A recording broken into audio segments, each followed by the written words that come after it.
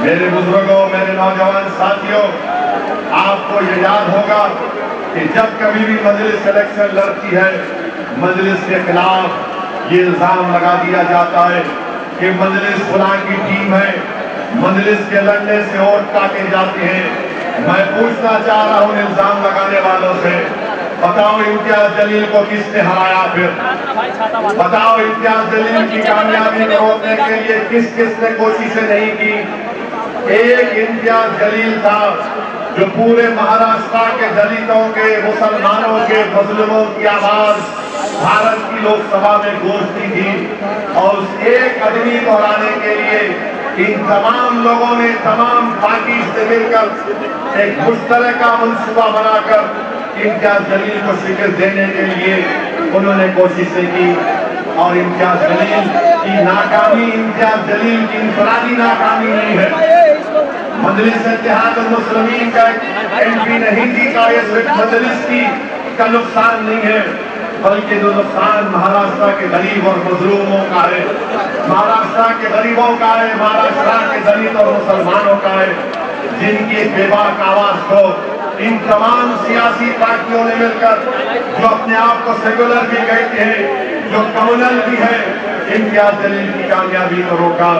तो मेरी आपसे गुजारिश है कि आने वाले विधानसभा और असेंबली के इलेक्शन में आप लोग जमहूरी तरीके से एक एक वोट का इस्तेमाल मजलिस इत्तेहादुल मुस्लिमीन के अपने करिए।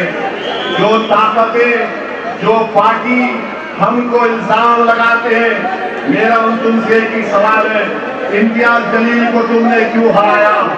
तुमने मिलकर इम्तियाज जलील को हराया। इंशाअल्लाह ताला महाराष्ट्र का बच्चा बच्चा, महाराष्ट्र की हमारी माँ और बहनें, महाराष्ट्र के मेरे गयूर नौजवान इम्तियाज जलील को जो सबने मिलकर हराया, अब इंशाअल्लाह ताला हम सब मिलकर दोबारा इम्तियाज जलील को महाराष्ट्र की विधानसभा में ले जाएंगे। तुमने इम्तियाज की आवाज को नहीं, तुमने महाराष्ट्र के गरीबों की आवाज को पार्लियामेंट पहुंचने से रोका। अब इंशाअल्लाह ताला महाराष्ट्र की विधानसभा में इम्तियाज जलील जाएगा। किसी की भी सरकार होगी, इम्तियाज जलील तुम्हारी नींद हराम करके रखेगा। लोग हमारे मुखालिफिन जो सेकुलर पार्टी भी है, बीजेपी, शिवसेना भी है, वो बोलते हैं कि मजलिस अगर जुलूस निकालेगी तो दंगा होगा, मजलिस अगर प्रोटेस्ट करेगी तो लॉ एंड ऑर्डर का प्रॉब्लम होगा। और हमारे धर्म में बैठे हुए ऐसे लोग हैं जो यही बात कहते हैं कि नहीं, एहतजाज नहीं करना चाहिए, एहतजाज करने से गड़बड़ हो जाएगी। अरे सुनो, जो हम पर इल्जाम लगाते हैं, हम अपनी साथ के लिए एहतजाज नहीं कर रहे थे, हम अपने सियासी फायदे को सामने रखकर एहतजाज नहीं कर रहे थे। अगर हमने एहतजाज किया तो हमारे सामने हमारी आखिरत थी। अगर हमने एहतजाज किया और जो लाखों हजारों की तादाद में फर्जंदाने तौहीद उस महाराष्ट्र के तारीख एहतजाज में शिरकत किए, वो सिर्फ और सिर्फ इसलिए शिरकत किए कि वो इस बात को जानते थे कि दुनिया में मुझे जो कुछ मिला वो नबी करीम सल्लल्लाहु अलैहि वसल्लम के सदक़े और खैर में मुझे मिला।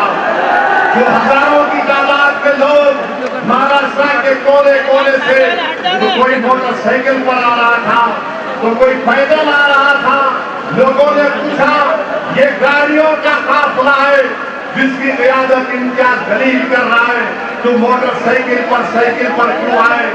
तो सबने कहा कि हम अपने रिश्ते गुलामी को मजबूत करने के लिए आए हैं, हम मोहम्मद सल्लल्लाहु अलैहि वसल्लम के उम्मती हैं, हम अपनी गुलामी को साबित करने के लिए आए हैं।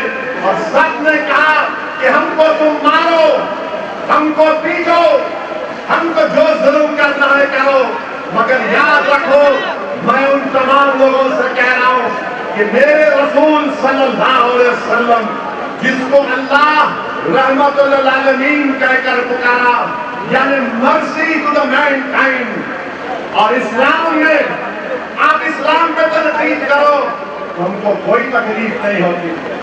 आप हमारे इशूज पर तनकीद करो, कोई बात नहीं, मगर एक बात याद रखो, तुमने भी मेरी उंगली काटोगे, मैं तकलीफ का इजहार करूंगा। तुम मेरा पैर तोड़ दोगे, मैं तकलीफ से रो पड़ूंगा। तुम मुझे पीटोगे, मैं तकलीफ से रो दूंगा। तुम बुलडोजर से मेरे घर को तोड़ दिए, मैं आसमान के नीचे अपनी जिंदगी गुजार रहा हूं। मगर जब तुम मेरे दिल पर हमला करोगे तो जिस्म की हर कुर्बानी को उठानी है।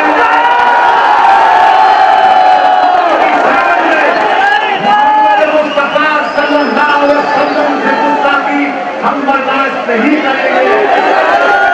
रसूलुल्लाह सल्लल्लाहु अलैहि वसल्लम, prophet Muhammad peace be upon him, हमारा दिल है, दिल पर कोई हमला नहीं कर सकता।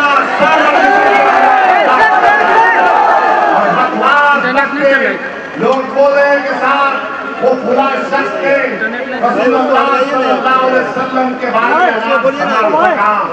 मैं आज से कह रहा हूँ कि जिसको अल्लाह ने रहमतुल आलमीन बनाकर भेजाया, अल्लाह ने जिसको मुबश्शिर कहा, बशीर कहा, अरे आसमान पर धूप नहीं जाता, धूप के वाले के चेहरे पर।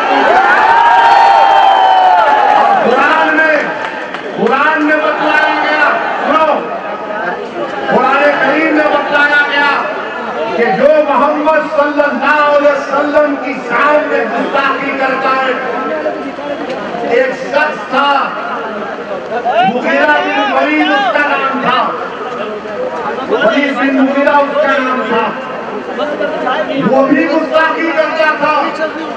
तो कुरान करीम ऐलान कर रहा है कि जो नबी की शान में बकवास पकेगा वो वलदुल हराम है, वो वलदुल हराम है।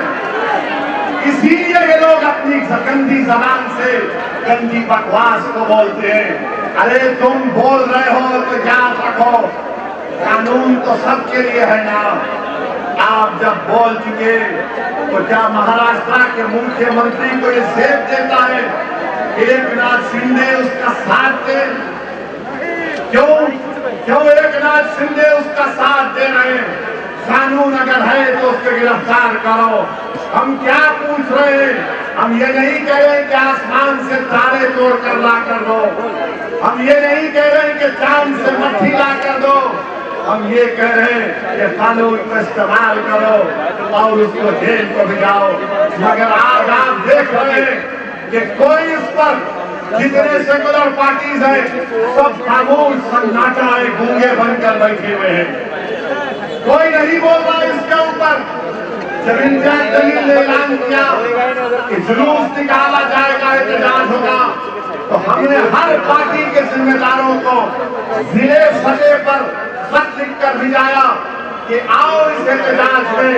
ये मजलिस का एहतजाज नहीं है, ये रसूलुल्लाह सल्लल्लाहु अलैहि वसल्लम की अज़मत के लिए हम निकल रहे हैं। ये नामूस रिसालत का मसला है, इसमें तुम्हारे मेरे सियासी इख्तिलाफात हम इसको बाजू रखते हैं थोड़े दिन देर के लिए। मगर कोई सेकुलर पार्टी का आदमी नहीं आया। क्यों नहीं आया भाई?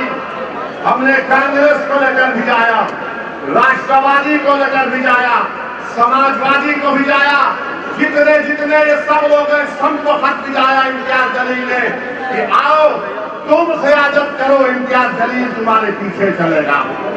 मगर कोई नहीं आए और सबको एक फिक्र लाहक थी कि औरंगाबाद से इम्तियाज जलील को पुलिस निकलने नहीं देगी, निकलेगा तो पुलिस अरेस्ट कर लेगी, या अगर जाएगा तो रोड पर गड़बड़ हो जाएगी। याद रखो महाराष्ट्र के मुसलमानों, जब तक तुम एहतजाज नहीं करोगे हम अपने मसाइल को हल नहीं कर पाएंगे। तुमने एक कोशिश की, तुमने लाखों की तादाद में निकला, बीजेपी के 5 एमएलए मुख्यमंत्री को खत लिखकर कह रहे हैं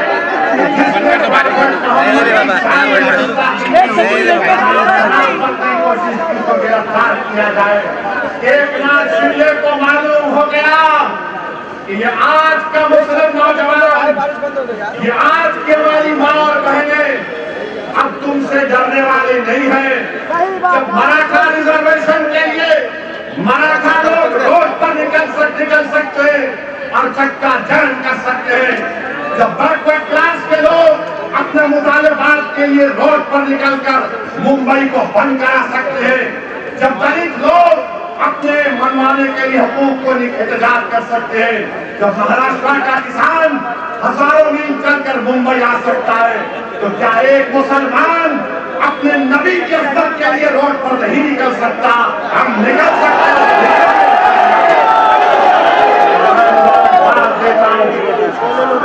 मैं मुबारकबाद देता हूँ आप तमाम को, आपने एहतजाज किया, उलमा ने एहतजाज किया।